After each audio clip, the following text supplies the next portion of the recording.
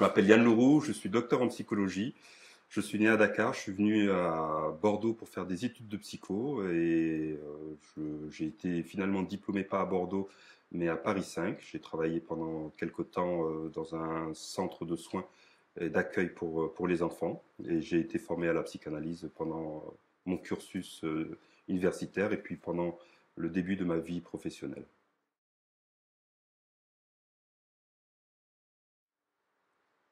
Alors pour moi, la psychanalyse, elle est attaquée d'abord parce que les psychanalystes français, en général, s'y prennent très très mal. Je ne sais plus qui disait que la France avait la droite la plus bête, la gauche la plus bête du monde, lapsus. Vous pouvez Euh, reprendre si vous voulez, c'est important. alors je ne sais plus qui disait que la France avait la gauche la plus bête du monde, mais je crois que la psychanalyse euh, a, avec les psychanalystes français, les psychanalystes qui sont au moins les plus maladroits. Je pense qu'ils sont maladroits parce qu'ils ont beaucoup de mal à traduire dans l'espace public quel est le cœur de leur métier, ce qu'ils font, pourquoi ils le font, comment ils le font, quels résultats ils obtiennent. Et très souvent, trop souvent, les psychanalystes sont restés retranchés derrière une tour d'ivoire avec des positions qui étaient perçues à tort ou à raison, souvent à raison, je pense, comme méprisantes et dédaigneuses. Et je pense que ça a été vraiment très problématique pour la psychanalyse en général, des positions de ce type. En fait, il n'y a aucune critique qui me révolte, moi, par rapport à la psychanalyse. Tout me va. Euh, enfin, franchement, je ne comprends pas les collègues, quoi.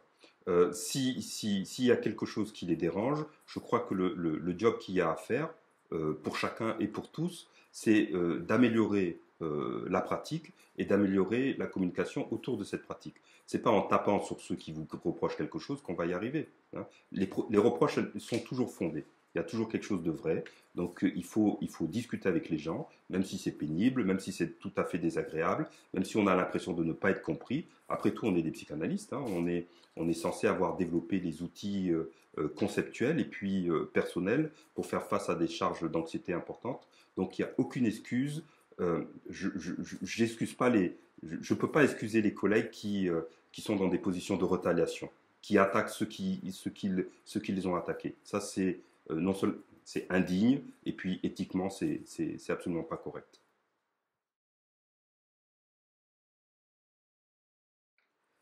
Alors, moi, j'ai une grande chance, je pense. J'ai travaillé principalement avec des enfants au début de ma carrière. Et le travail avec les enfants oblige à avoir une technique psychanalytique qui est particulière. On ne peut pas mettre un enfant sur un divan, on ne peut pas lui demander d'associer librement. Donc, il faut passer par une technique qui est médiatisée par le jeu. On demande à l'enfant de jouer et on joue avec lui. Ses façons de jouer, ses façons de ne pas jouer, les thèmes qu'il amène, les répétitions que l'on peut observer sont des éléments qui permettent de mieux comprendre son fonctionnement. Euh, donc avec cette formation de psychanalyste d'enfant, ça m'a amené à avoir je pense, une position plus souple vis-à-vis du cadre analytique, hein. Euh, Ce qui fait que quand j'ai commencé à recevoir des adultes, très rapidement, pour moi, c'était assez évident, le cadre était négocié entre le patient et puis le psychanalyste, hein. Par exemple, la position allongée qui est utilisée depuis Freud par les psychanalystes, c'est pas quelque chose qui pour moi doit être imposé. C'est quelque chose qui est proposé. Si le patient est à l'aise pour travailler dans cette position, ok. Si ça suscite plus d'anxiété et de stress que nécessaire, eh bien, il vaut mieux rester au face à face. L'autre chose que les enfants m'ont appris, c'est vraiment une certaine forme d'activité. Euh, je pense que des psychanalystes très classiques diraient que c'est de l'interventionnisme et que ça déborde du cadre de la position classique de l'analyste. Mais je pense qu'il ne faut pas laisser trop d'anxiété s'installer. Le patient, il n'est pas là pour ça. Il faut qu'il soit dans une situation où il est suffisamment confortable pour pouvoir travailler parce qu'il va rencontrer des questions qui en soi sont suffisamment anxiogènes. Donc ce n'est pas le psychanalyste qui doit rajouter du stress. Donc merci aux enfants que j'ai reçus de m'avoir appris tout cela, des fois durement. Ce qui fait que euh, je pense que le travail que j'ai fait avec les enfants ont grandement contribué à construire l'analyste d'adulte que je suis aujourd'hui. Alors, il y a une autre chose qui, je pense, a contribué à mon identité d'analyste, c'est que, à force de travailler avec les enfants, je me suis intéressé à des formes de médiation qui sont un peu particulières. J'ai utilisé, après d'autres, le jeu vidéo comme médiation dans les psychothérapies d'enfants. Et ça, je pense que vraiment, ça a contribué à ma façon d'être analyste parce que j'ai dû me poser des questions. Qu'est-ce qui me permet de dire que de travailler avec un jeu vidéo, ça aide un enfant? Comment est-ce que je peux vérifier que la psychothérapie est effectivement efficace? Et donc j'ai dû construire, ou plutôt, je ne les ai pas inventés tout seul, hein, j'ai dû aller voir quels étaient les standards de qualité qui étaient utilisés dans le monde psychanalytique, parce que pour juger la psychanalyse, il faut la juger avec des éléments psychanalytiques, et puis aussi des éléments qui sont non psychanalytiques. Et une fois que j'ai appliqué ces cadres-là aux jeux vidéo, eh bien entendu, je me suis dit que si c'est applicable avec les médiations de jeux vidéo, ça devrait être applicable avec les psychothérapies d'enfants ou avec les psychanalyses adultes.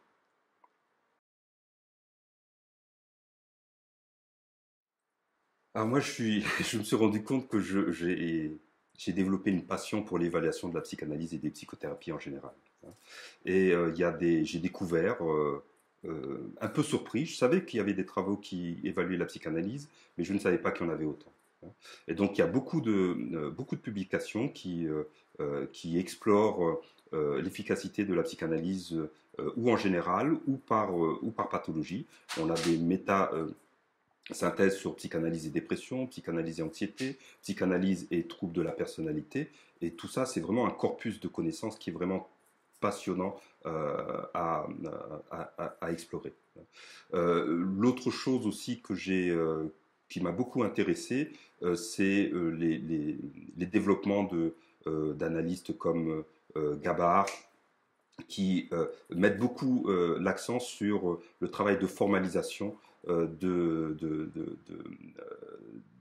l'analyste. L'idée, c'est que euh, le travail de l'analyste, il respecte les standards qui étaient donnés par Freud au début du XXe siècle, mais on est au XXIe siècle, donc il y a des façons nouvelles de travailler qui s'ajoutent, et parmi ces façons nouvelles de travailler qui s'ajoutent, il y a la nécessité pour l'analyste de produire une formalisation clinique de qualité, c'est-à-dire un récit qui explique comment le patient a développé ses difficultés, pourquoi elles se maintiennent, quelles sont les forces sur lesquelles il peut s'appuyer pour qu'il y ait des changements. Donc, voilà, ce sont les deux éléments qui, en ce moment, m'intéressent le plus dans la psychanalyse.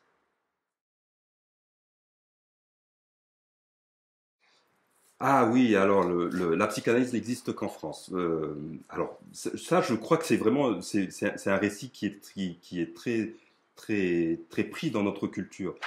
Les Français ont vraiment tendance à se penser comme le centre du monde, et comme ils sont le centre du monde, il n'y aurait que en France que la psychanalyse soit pratiquée. C'est inexact.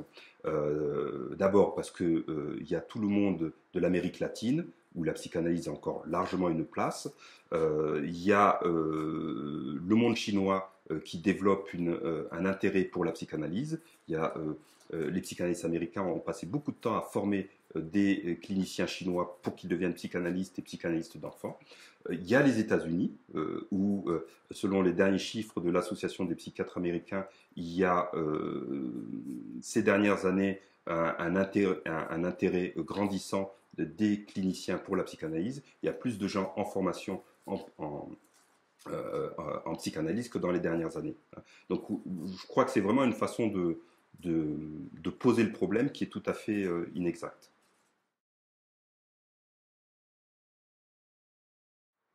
Bah, peut-être pour expliquer la vie sexuelle, pour expliquer l'importance de la libido dans la vie de tous les jours, je pense qu'il faudrait peut-être s'entendre sur le terme de libido. Souvent, les gens entendent libido comme quelque chose de purement sexuel. Dans l'acceptation freudienne, c'était quelque chose de beaucoup plus large que ça. C'est la sensualité, c'est le plaisir. Et je pense que tout le monde peut comprendre que les comportements sont principalement guidés par le plaisir qu'ils peuvent susciter à court terme ou à long terme. Et le travail d'un psychothérapeute en général et du psychanalyste en particulier, ça va être d'essayer de comprendre comment sont articulées les dispositions à éprouver du plaisir et puis les éléments de la réalité. Est-ce que la personne va au plus court et cherche le plaisir le plus rapide, ou est-ce qu'au contraire, toute situation de plaisir lui est extrêmement difficile et donc elle aura tendance à chercher les situations les plus compliquées. Donc ça fait partie d'un des axes de travail des psychothérapeutes quand ils travaillent dans un cadre psychodynamique.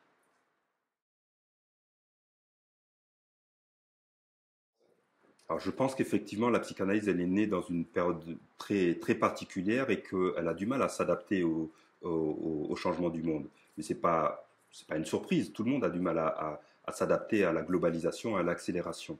À partir du moment où on prend tous l'habitude d'avoir des réponses extrêmement rapides, s'allonger sur un divan 3 à 4 fois par semaine ou aller chez un psychothérapeute 1 fois par semaine et attendre que les résultats arrivent au bout de quelques mois, voire quelques années, ça peut être extrêmement pénible. Mais à cela, je crois qu'il faut vraiment le pondérer avec des résultats que la recherche a pu mettre en évidence.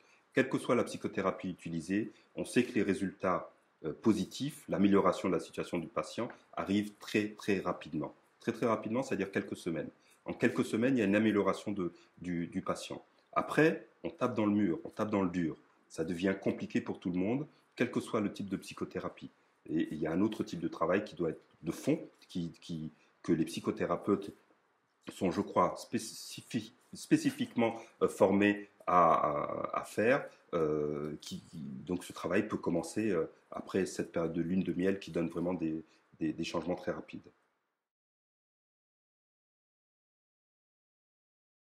Toutes les histoires en fait me touchent. Quand je suis dans mon cabinet de psychothérapeute et que je ne suis pas touché par l'histoire de quelqu'un, c'est parce que je suis en train de m'en défendre. Mais fondamentalement, mon job, c'est vraiment de me laisser toucher par ce que les gens racontent et d'essayer de comprendre profondément ce qu'ils ont pu vivre. Et c'est dans un second temps parce que j'ai été suffisamment touché, suffisamment identifié avec mon patient, et parce que j'arrive à m'en séparer un peu, que je peux être utile au patient. S'il n'y a pas cette empathie, il n'y a pas de psychothérapie. Là, pour répondre directement à la question, une histoire qui m'a touché particulièrement, bon, j'en ai pas en tête, ça me viendra peut-être dans quelques minutes, mais pour l'instant, j'en ai pas. Alors, si je veux vous raconter une histoire, j'ai un côté oncle Ben auquel j'ai du mal à résister. Euh, c'est un adolescent qui vient parce que il joue trop aux jeux vidéo. C'est ce que ses parents lui disent régulièrement. Tu joues trop aux jeux vidéo, tout est compliqué avec toi, tu ne penses qu'à ça, tu ne parles que de cela, on ne reconnaît plus notre enfant, etc., etc. Donc l'enfant arrive, les parents m'ont expliqué qu'il jouait trop aux jeux vidéo, on m'a expliqué succinctement un peu son histoire, trop succinctement parce que j'aime bien qu'on me raconte par le détail toute l'histoire de l'enfant, mais les parents veulent aller au plus vite, ils veulent me le confier parce que je suis pour eux un bon psychothérapeute. Donc je reçois l'enfant seul. Et puis, déjà, l'enfant avait commencé à m'agacer pendant la consultation. Le côté très laid-back, très méprisant qu'il a vis-à-vis de ses parents, la façon qu'il a de s'adresser à, eux, tout ça vraiment m'agaçait beaucoup. Et puis, quand je le reçois seul, l'agacement continue parce que il se prête pas au jeu vraiment. Ce qu'il fait vivre à ses parents, très rapidement, il me le fait vivre dans le, dans le, dans le temps de la consultation.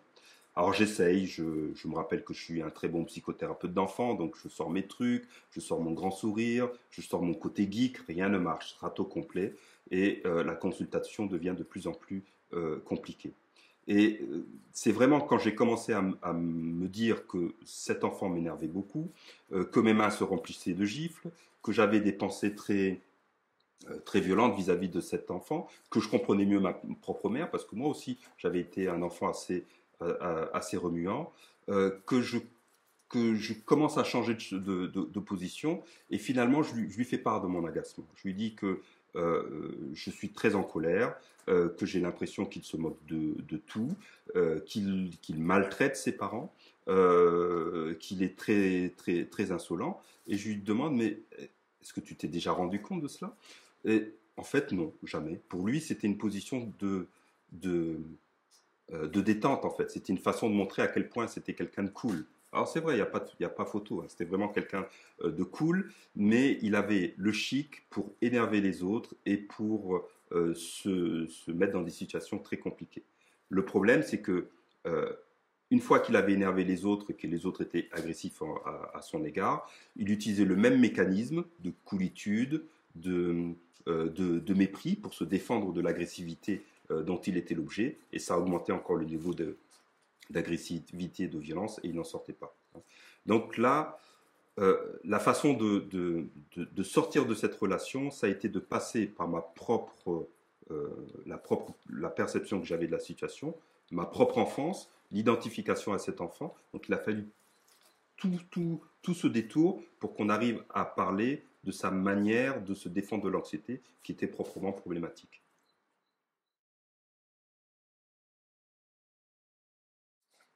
Est-ce que la psychanalyse je pense vraiment que la psychanalyse peut être évaluée et je pense qu'elle doit être évaluée et je pense qu'elle est évaluée depuis la nuit des temps. Elle est évaluée au moins depuis la nuit des temps, j'exagère, mais les premiers textes qui ont une volonté d'évaluation ont été produits par les psychanalystes de l'Institut de Berlin dans les années 20. Et ensuite, ça n'a jamais cessé. Les Américains qui adorent évaluer tout et n'importe quoi se sont fait un plaisir d'évaluer leurs pratiques. Et puis du côté de Londres, en Angleterre, à la Tavistock Clinic et puis chez les psychothérapeutes d'enfants, il y a eu aussi des évaluations qui ont été faites. Alors, les manières d'évaluer la psychanalyse, c'est les mêmes qu'on utilise pour évaluer n'importe quel traitement thérapeutique. On peut évaluer ou les résultats. On prend un groupe de patients, on les traite avec le traitement T1, avec le traitement T2, et puis on compare. Est-ce que le traitement T1 a des résultats? Est-ce qu'ils sont supérieurs à ceux du traitement T2? Et puis l'autre manière, c'est d'évaluer le processus psychothérapeutique. Comment est-ce qu'il évalue? Comment est-ce qu'il évolue, pardon, comment est-ce que la relation thérapeutique est modifiée par les interventions du psychothérapeute et puis par le matériel qu'amène le patient. Euh, En utilisant ces deux critères, je crois qu'on a vraiment une vision très fine euh, de ce qui est utile et de ce qui n'est pas utile dans la psychanalyse. Et ça a eu un effet sur les psychanalystes eux-mêmes, puisqu'on a eu des, des évolutions de la psychanalyse à partir du dispositif inventé par Sigmund Freud. On a eu des évolutions, des applications plus fines. Il y a des psychanalystes qui ont développé des modèles de psychanalyse brève pour répondre à certains types de problématiques. Il y a des psychanalystes qui ont développé des modèles de psychanalyse centrés sur le problème, avec une position très active du psychanalyste. D'autres modèles sont plus axés sur la relation transférentielle entre le patient et le psychanalyste. Donc vous voyez que ça montre à quel point l'évaluation est utile pour monsieur et madame tout le monde, et puis elle est aussi utile à la communauté des psychanalystes parce que ça permet de faire évoluer la pratique et la théorie de la psychanalyse.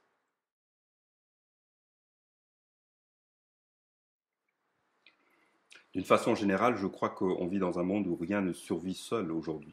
Et c'est en discutant avec les autres disciplines que l'on peut évoluer. La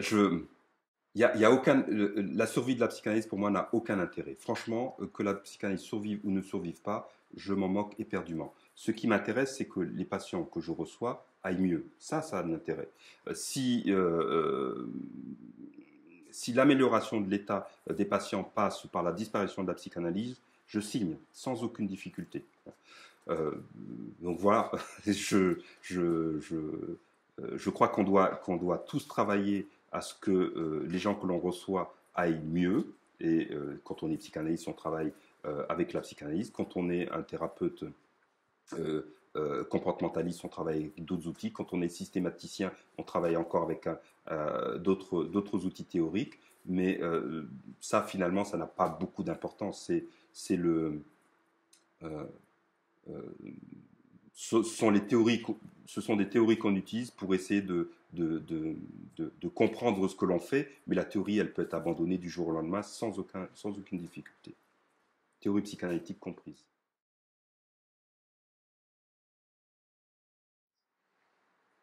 Alors moi, ce que j'ai appris par les patients et par ma lecture, c'est que il faut suivre le patient en fait.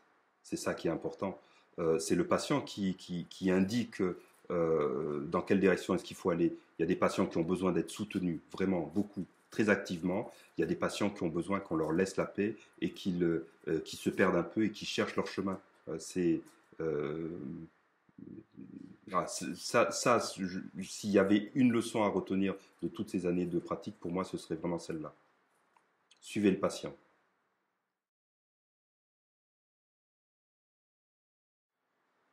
Alors moi, je suis vraiment pas sûr. J'entends l'argument, hein. On est dans une société de plus en plus individualiste. Le monde est en train de changer, d'être complètement bouleversé. Il y a des failles qui apparaissent. Il y a des monstruosités qui risquent d'émerger, comme Godzilla émerge dans les émerge des mers. Mais euh, je crois que pour une part, c'est un récit que l'on se raconte pour se faire peur. Et que les solidarités, les relations familiales, l'importance de l'empathie, tout ça, ça a vraiment beaucoup d'importance. Je pense que c'est un récit que l'on construit pour contraster et pour donner de l'importance à la psychanalyse. L'idée, ce serait que la psychanalyse, ce serait le dernier carré dans lequel, enfin, on pourrait penser des solidarités profondes, des liens vrais, des relations humaines qui soient vraiment des relations humaines. Et à l'extérieur, ce serait la barbarie. Non, c'est pas vrai. La barbarie, elle est aussi dans la cure analytique autant que dans le monde extérieur, tout comme l'empathie.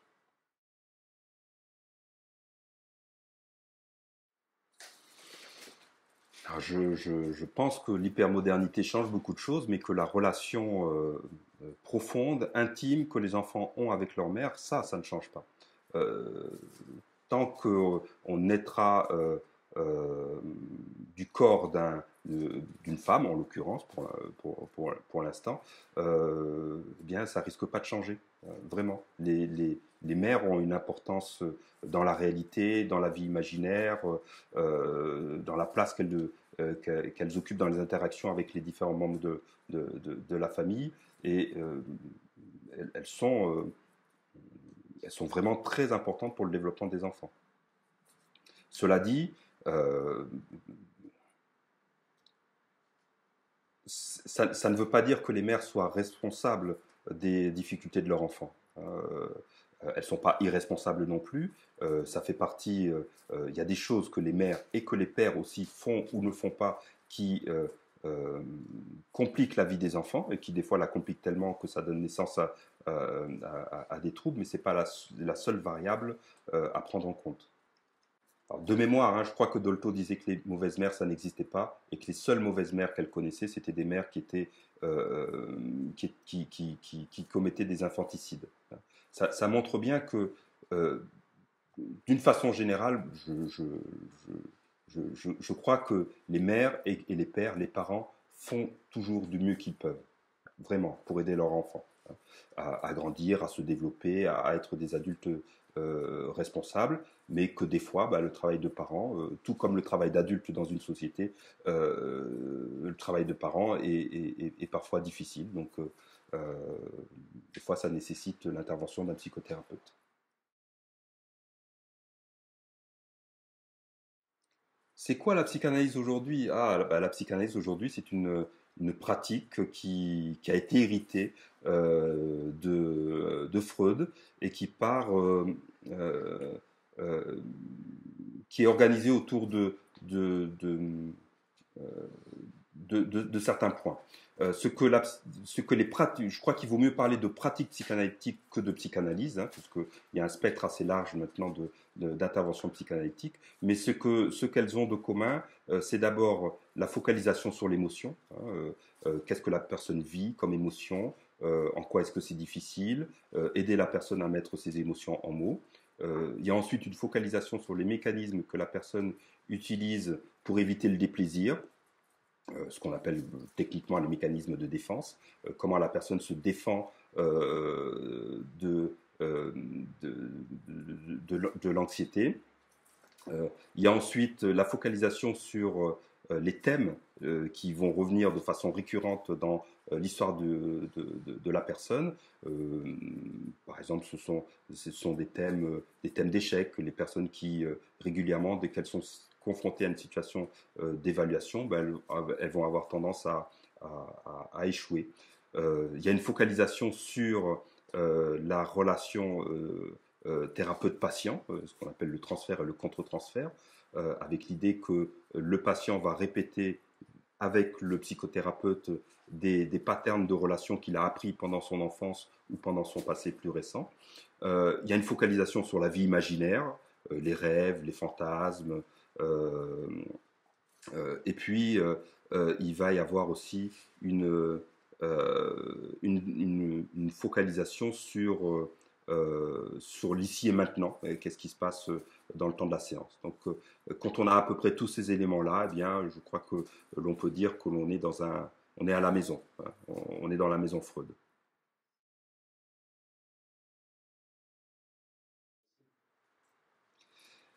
Alors, moi, j'ai un parcours qui est un peu, bon, comme tous les parcours, il est très, très spécifique. J'ai commencé par être lacanien. J'ai adoré Lacan. Et maintenant que je deviens vieux et que j'ai des cheveux blancs, je dis qu'il faut être lacanien comme il faut être communiste. À 20 ans, c'est bien, on a de l'énergie, on peut dévorer des livres, on peut se jeter à la figure des S barré poinçon A et des graphes du désir, et c'est vraiment très formidable. Je m'en suis servi avec beaucoup de délices pour agresser mes professeurs pendant des années, et ils me l'ont bien rendu. Donc ça, c'était vraiment une époque qui était tout à fait formidable, mais quand j'ai commencé à travailler avec les enfants, franchement, ça ne m'allait plus, et j'ai eu besoin de comprendre plus précisément ce que j'étais censé faire comme psychothérapeute d'enfants et les résultats que j'étais censé obtenir. Et donc pour comprendre ça, je me suis tourné vers la littérature disponible. J'ai constaté qu'en français, eh ben, la littérature disponible était très peu disponible, et j'ai dû me tourner vers des choses qui étaient un peu plus étrangères.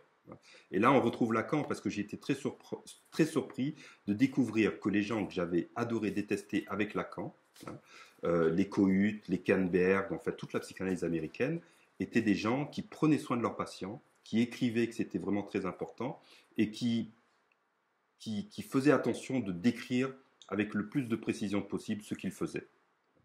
Et là, j'avoue que j'ai été assez séduit.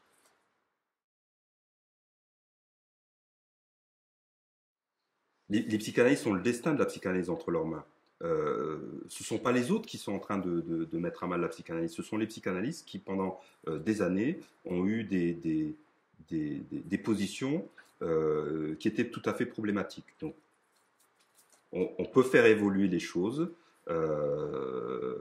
Encore faut-il que tout le monde s'y mette. Hein. Tout le monde s'y mette, ça veut dire les didacticiens des écoles et des instituts de psychanalyse qui ont été formés dans un monde qui n'est plus le monde d'aujourd'hui. Bien ceux-là, ils ont vraiment besoin de l'aide des nouvelles générations pour pouvoir former les psychanalystes de demain. Sinon, ils n'y arriveront pas. Et la psychanalyse s'arrêtera avec eux. Alors, message de service aux didacticiens des écoles et puis des instituts de formation de psychanalyse. Si vous ne voulez pas être des mauvaises mères qui tuez vos enfants en votre sein, ouvrez-vous à l'hypermodernité.